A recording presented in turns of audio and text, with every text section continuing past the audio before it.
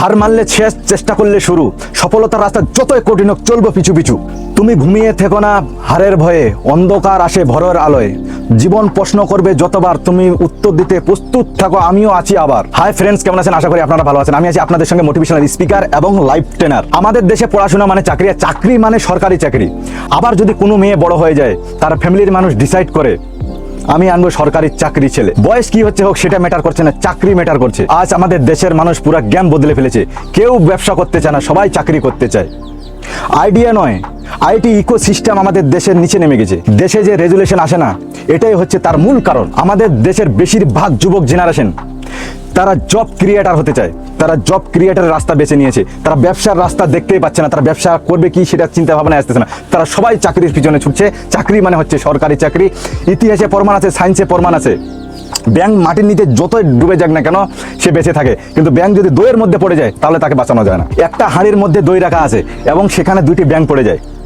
দুইটি ব্যাঙ পড়ে যায়, একজন প্রিন্সিপাল ফলো করলো যে সায়েন্সে প্রমাণ আছে যে দইয়ের মধ্যে পড়ে গেলে আমরা মরে যাবো। এটা একজন এই চিন্তা করছে, মরে চলে গেল। একটি ব্যাঙ প্রিন্সিপাল ফলো করতে গিয়ে সে মরে চলে গেল, আর একটি ব্যাঙ বললো যে আমি তো মরেই যাব, কিন্তু নতুন কিছু প্রয়োগ করব, নতুন কিছু চেষ্টা করব, চেষ্টা করেই তারপরে আমি মরবো।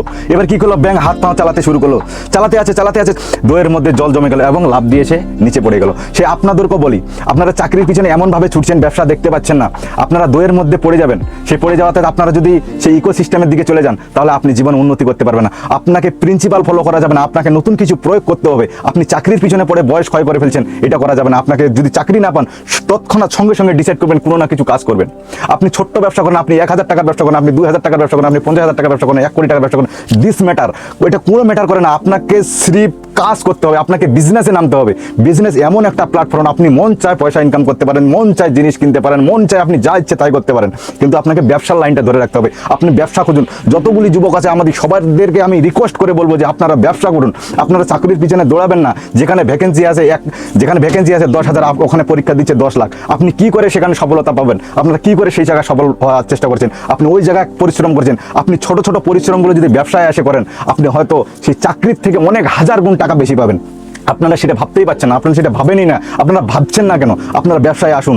ব্যবসাটা কি, ব্যবসাটা কীরকম চলে সেটা একটু চেষ্টা করুন। দেখবেন 2-4 বছরের মধ্যে অবশ্যই আপনি কোটি টাকা হবে, কোটি টাকার মালিক হবেন, ব্যবসার একটা মালিক হবেন। ব্যবসা আপনার এম্পিয়ার খারাপ হয়ে যাবে। সেই ব্যবসা থেকে আপনি মন চায় যা কিছু কিনতে পারেন।